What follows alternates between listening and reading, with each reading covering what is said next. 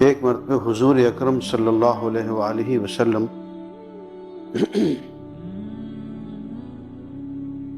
اپنے صحابہ میں تشریف لائے تو دیکھا کہ سب لوگ منہ جھکائے بیٹھے ہوئے ہیں، بہت خاموش، غمگین۔ تو آپ نے پوچھا کہ بھئی کیا بات ہے، آج تم بہت ہی غمگین اور خاموش بیٹھے ہوئے ہو؟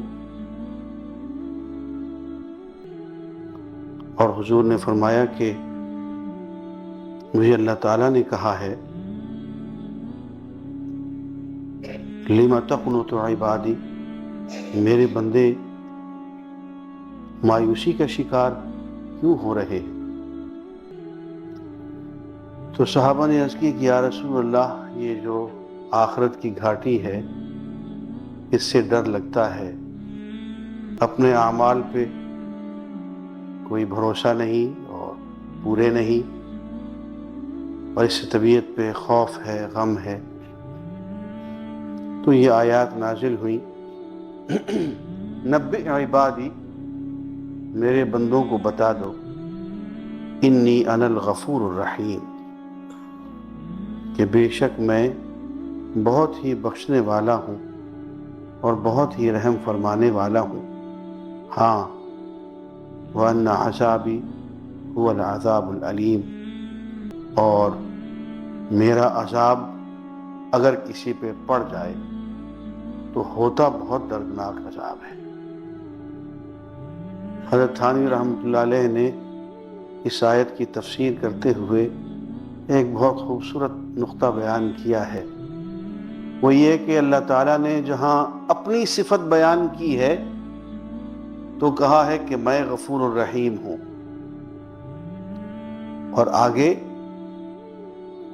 یوں بھی کہا جا سکتا تھا کہ میں بہت عذاب دینے والا ہوں، یہ نہیں کہا، بلکہ یوں کہا کہ میری عذاب دینے کی عادت نہیں ہے۔ ہاں، کسی پہ عذاب پڑ جائے میرا، کوئی زبردستی میرے عذاب کا اپنے آپ کو مستحق ٹھہرا لے، ان عذابی هو العذاب العلیم، تو میرا عذاب پھر ہوتا بہت دردناک ہے۔ عزیزان گرامی، قرآن مجید میں مختلف مقامات پہ قنوطیت کو، قنوت کو، مایوسی کو حرام قرار دیا ہے، اس لیے کہ دنیا میں جو بڑے بڑے مجرم گزرے ہیں یہ قنوطیت کا شکار تھے۔ قنوطیت یہ ہوتی ہے کہ آدمی مایوس ہو جائے اللہ کی رحمت سے۔ جزاک اللہ خیر۔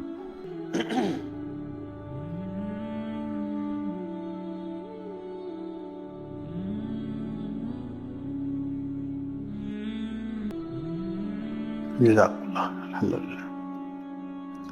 جب ایک شخص اللہ کی رحمت سے مایوس ہو جائے اور اس کو پتہ چل جائے کہ اس نے آخر کار دوزخ میں تو جانا ہی ہے،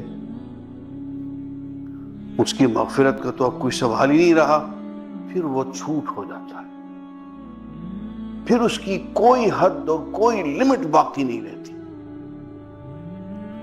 لیکن اگر اسی شخص کو ذرا ٹھہرا کے کندھے پہ ہاتھ رکھ کے کہہ دیا جائے کہ میاں بچنے کا راستہ ہے، مایوس کیوں ہوتے ہو، تمہارے بھی بچنے کا راستہ ہے، آ جاؤ، تو وہ بھی توبہ کرنے کو تیار ہو جاتا ہے۔ وہ بنی اسرائیل کے ایک شخص کا جو قصہ ہے کہ اس نے 99 قتل کیے ہوئے تھے، پہنچ گیا کسی کے پاس، کسی زاہد کے پاس، کہ جی ہمارے لیے کیا حکم ہے؟ اس نے کہا جہنم ہے، اور کیا ہے تمہارے لیے، تم آ گئے ہو، اب ساری زندگی قتل و غارت کرتے رہے اور اب تمہاری توبہ قبول ہوگی؟ تمہاری توبہ قبول نہیں ہو سکتی۔ کھری کھری سنا دی زاہد صاحب نے، تو وہ تکرار ہو گیا، تو ان کو بھی صاف کر دیا، سینچری پوری کر لی، پورے 100 قتل ہو گئے۔ اب وہ کسی اللہ والے کے پاس آ گیا کہ جناب ہمارے لیے کوئی راستہ ہے؟ اس نے کہا ہے راستہ تو ہے، اللہ کے یہاں مایوسی کی کیا گنجائش ہے، لیکن ایک کام کرنا پڑے گا، تمہیں ہجرت کرنی پڑے گی۔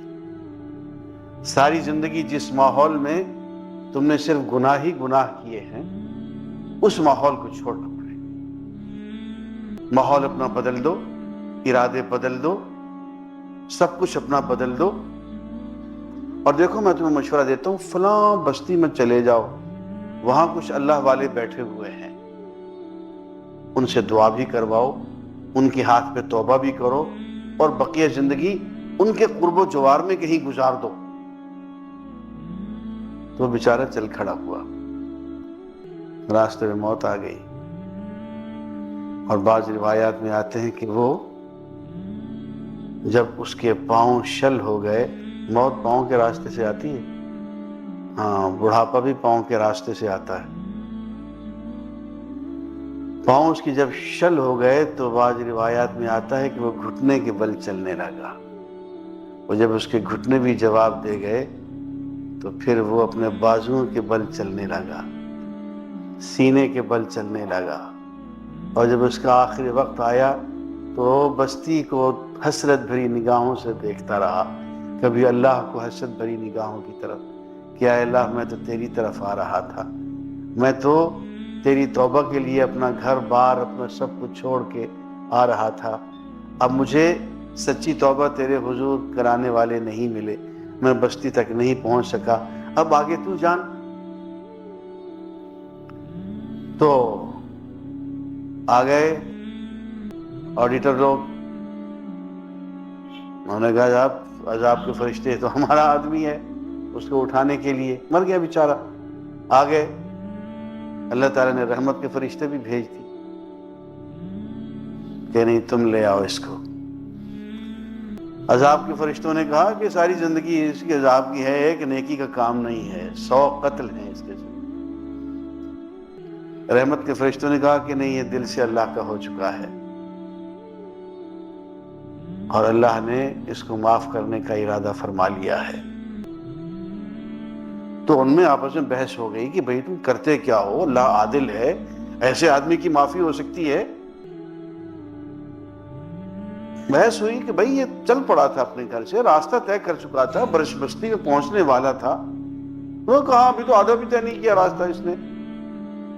تو اللہ تعالیٰ فرماتے کہ یار راستہ ناپ لو، اگر آدھے سے زیادہ راستہ طے کر چکا ہے تو اس کو تائبین میں شمار کر لو، اور اگر راستہ آدھے سے کم اس نے طے کیا ہے تو گناہ گاروں میں شمار کر لو، اور راستہ اس بیچارے نے آدھے سے کم طے کیا تھا۔ تو وہ عذاب والے فرشتے خوش ہو گئے، ناپو راستہ۔ اب جو ناپو تو اللہ تعالیٰ نے ڈنڈی مار دی، ہائے ہائے، وہ راستہ کم کر دیا، یہ راستہ زیادہ کر دیا۔ اور یہ وہ کیا کرتا ہے جب بخشنے پہ آتا ہے تو حساب کتاب میں وہ کرم فرما دیا کرتا ہے، وہ گناہوں پہ پردے ڈال دیا کرتا ہے۔ حدیث میں آتا ہے، قرآن مجید کی آیت ہے، یبدل اللہ سیئاتہم حسنات، اللہ تعالیٰ ان کی برائیوں کو نیکیوں میں بدل دیں گے۔ حدیث میں آتا ہے کہ بڑی بڑی برائیوں کو بڑی بڑی نیکیوں میں بدل دیں گے، چھوٹی چھوٹی برائیوں کو چھوٹی چھوٹی نیکیوں میں بدل دیں گے۔ اور حدیث میں یہ بھی آتا ہے کہ اسی آیت کی تفسیر فرماتے ہوئے حضور اکرم صلی اللہ علیہ وسلم نے ارشاد فرمایا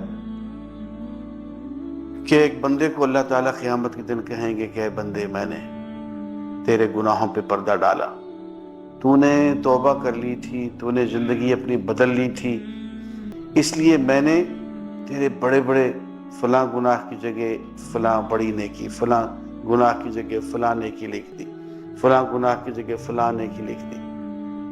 حضور اکرم صلی اللہ علیہ وسلم فرماتے ہیں کہ اللہ تعالیٰ چند بڑے بڑے گناہوں کا ذکر نہیں کریں گے، تو بندہ کہے گا اے اللہ میں نے وہ گناہ بھی تو کیا تھا نا۔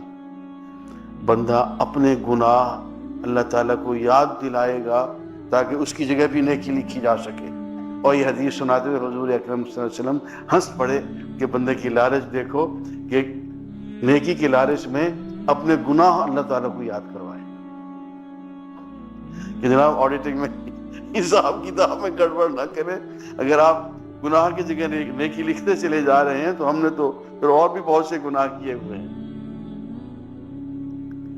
تو عزیزان گرامی، فرمایا نبئ عبادی انی انا الغفور الرحیم، میرے بندوں کو بتا دو کہ میں بہت بخشنے والا ہوں، بہت مہربان ہوں۔ اور ایک جگہ فرمایا کہ یا عبادی الذین اسرفوا علی انفسہم لا تقنطوا من رحمت اللہ، اے میرے وہ بندو جنہوں نے اپنی جانوں پہ بہت ظلم کر رکھا ہے، گناہ کر کر کے اپنے آپ کو تباہ و برباد کر لیا ہے، لا تقنطوا من رحمت اللہ، اللہ کی رحمت سے مایوس نہ ہونا، ان اللہ یغفر الذنوب جميعا، اللہ تعالیٰ تمام کے تمام گناہ اکٹھے ہی معاف فرما دیتا ہے۔ بسم اللہ۔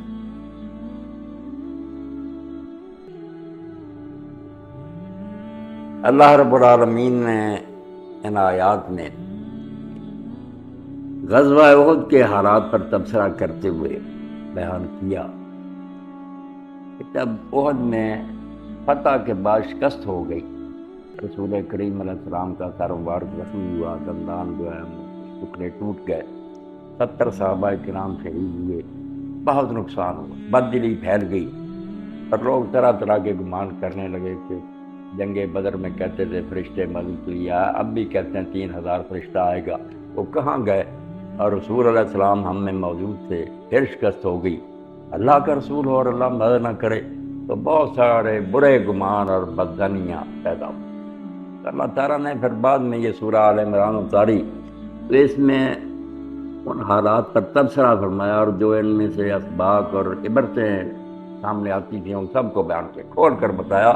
اس لیے سورہ آل عمران کا مطالعہ بہت ضروری ہے کہ جب پریشانیاں آتی ہیں، اہل حق کو کوئی شکستیں نصیب ہوتی ہیں، تو پھر دلوں میں طرح طرح کے وسوسے اور خیالات آتے ہیں کہ اللہ کہاں ہے، اس کے فرشتے کہاں، دین کی مدد کیوں نہیں ہوئی، یہ کیا ہو گیا کہ دیندار لوگ اس طرح ذلیل و رسوا ہوئے۔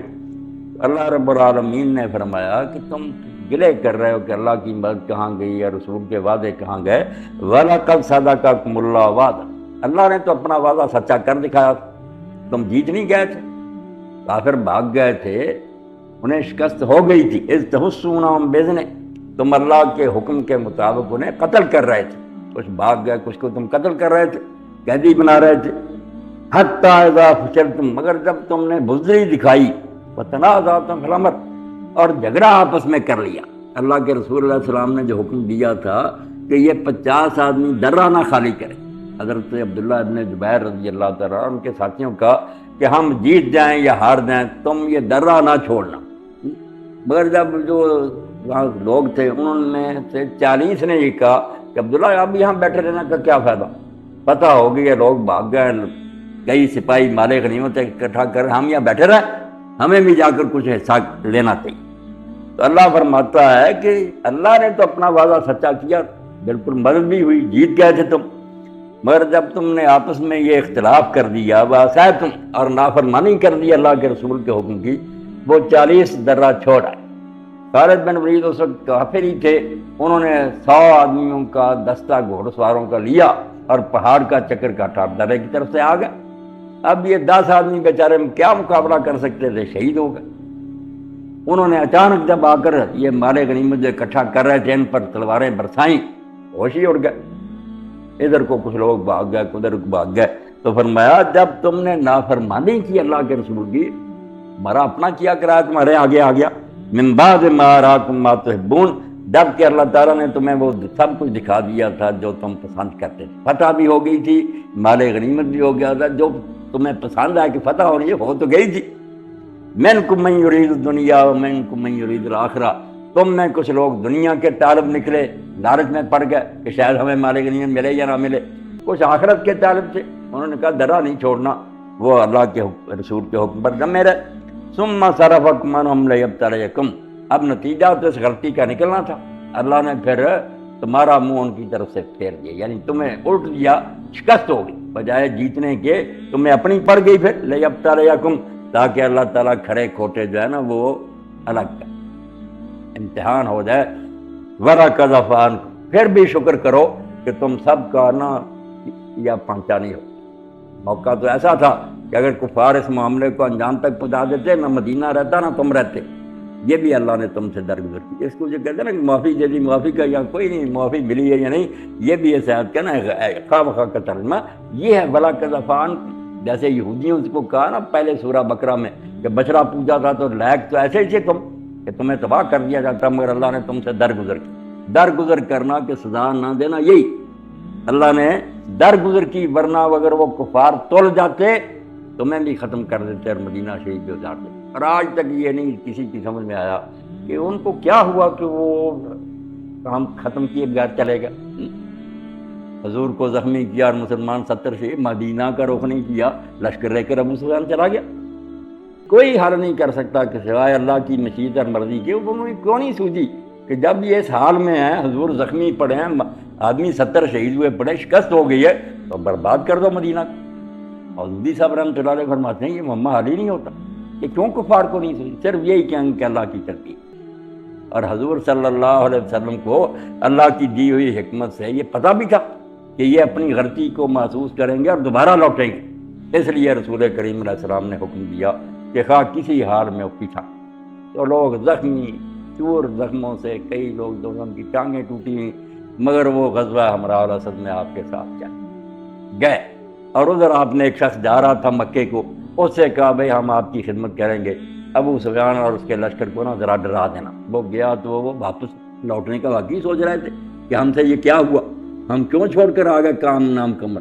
اس نے کہا یار جو تیاری وہاں مسلمان کر رہے ہیں اور جتنے غیظ میں ہیں وہ بہت غصے میں اور وہ بہت ایسے جوش میں ہیں تو میں کچل دیں گے، روک نہ کرنا لوٹ کے۔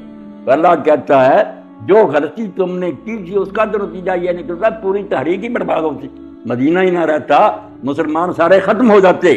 وَلَقَدْ عَفَا عَنْكُمْ، اللہ نے پھر درگزر کی، اب تمہیں معافی دے دی۔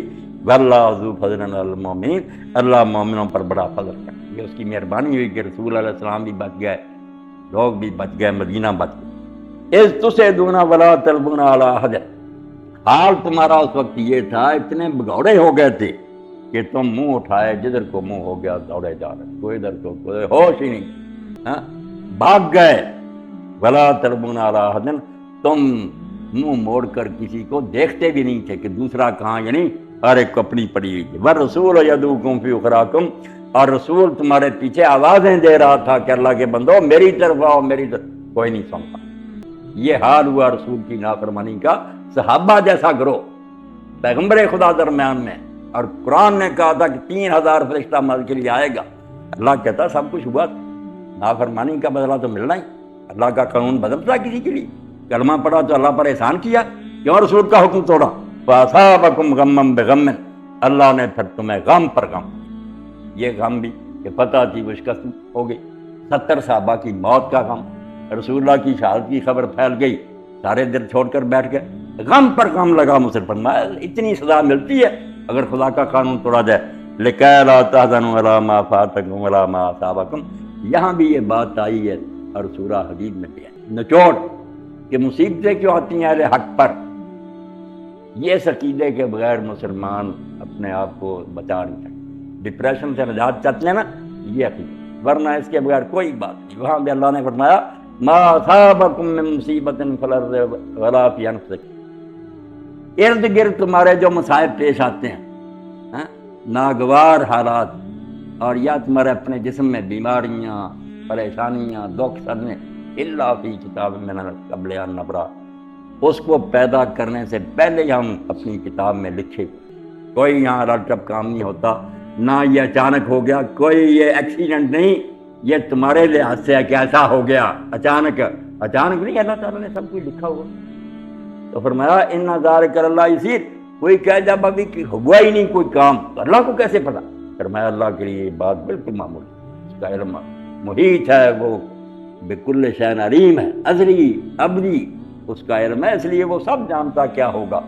تو وہاں بھی یہ بات بتائی، یہاں بھی آپ کسی پریشانی میں ہو، دکھ میں ہو، پریشانیاں تو آتی ہیں، نجات کوئی نہیں پا سکتا۔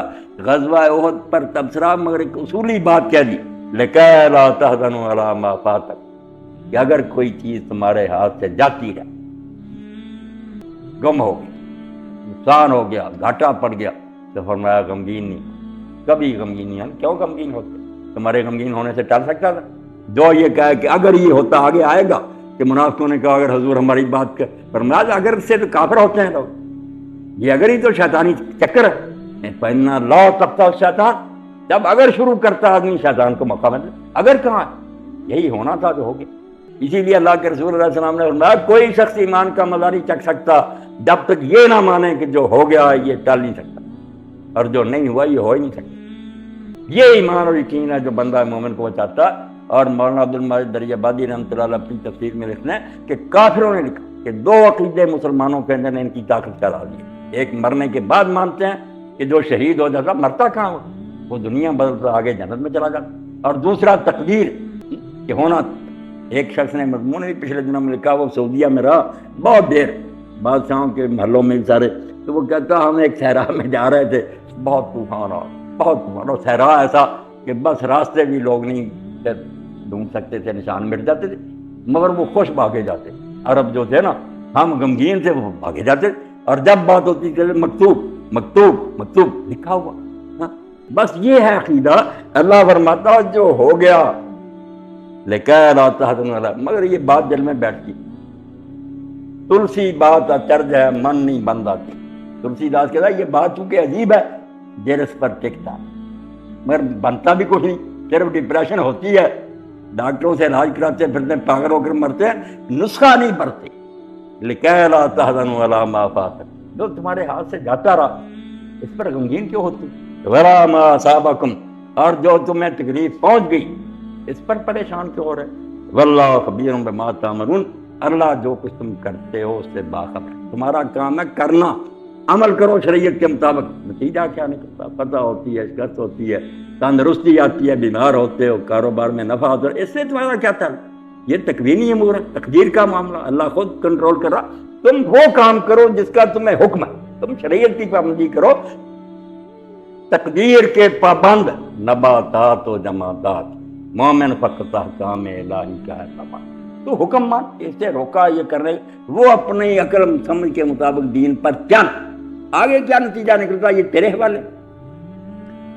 ثم انزل علیکم من بعد الغم امنۃ نعاسا، اللہ فرماتا پھر اللہ نے بڑا کرم کیا، سارے کچرے نہیں گئے، ورنہ کافر اس پر سوچ لیتے اور کر دیتے تو ختم کر سکتے تھے۔ اس غم کے بعد اللہ تعالیٰ نے پھر تم پر تمہارا خوف دور کرنے کے لیے نیند اتاری۔ اتنا نقصان ہونے کے بعد نیند آ جائے، 70 شہید ہوئے پڑے، رسول اللہ زخمی، آرام کی اتنی نیند مسلط اللہ نے کی، تھکاوٹیں دور ہو۔ یغشیٰ طائفۃ منکم، مگر وہاں بھی فرمایا دو گروہ ہو گئے مسلمانوں کے، ایک گروہ جو تھا نا اس کو تو نیند نے اپنی لپیٹ میں لے لی، بڑے آرام سے سوئے، مطمئن کہ جو ہو گیا یہی ٹھیک ہے۔ وطائفۃ قد ہمت انفسہم، تو کچھ کو اپنی پڑی رہی، انہیں نہیں نیند آئی، وہ کہتے رہے پتہ نہیں ابو سفیان اب بھی آ جائے گا، اب بھی آ جائے گا، کیا بنے گا، وہ فکر میں رہے۔ یظنون باللہ غیر الحق ظن الجاہلیہ، یہ ظن کی بات کرنی کہ اللہ اپنے بندوں کے ساتھ ان کے گمان کے ساتھ ہے، یہ حدیث پاک جو ہے اس کو اتنا غلط استعمال کیا کہ اللہ تعالیٰ موم کی ناک ہو گیا۔ ہر مرئی کہتا ہے کہ اگر بت کو بھی کوئی سمجھ لے یہی مدد دیتا تو اللہ اس میں دے دے، تنے پتھروں رب نے پایا، تنا پتھر کو پوچھتا تھا وہیں خدا اس کو مل گیا۔